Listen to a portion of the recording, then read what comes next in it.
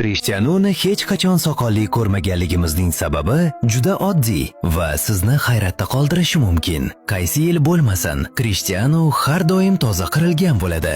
Mana nima uchun? Ko'pchilik Krishtianu boshqa erkaklar kabi yuz tuklarini o'stira olmaydi deb o'ylagan. Biroq Krishtianu Ronaldu soqol o'stira olishini tan olgan. Ehtimol eslamaysiz, ko'p yillar oldin u Ricardo Quaresma bilan tuzgan garov tufayli soqol o'stirgan edi.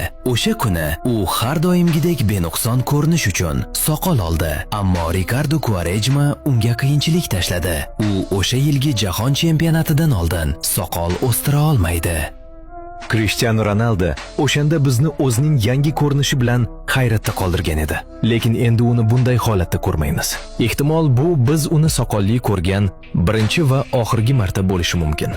Ko'pchilik uchun haqiqiy sabab bu toza imijni saqlash, uning tanasiga tatuirovka qildirmasligi kabi. Bundan tashqari, soqolning yo'qligi unga bir necha yoshga yoshroq bo'lishga imkon beradi.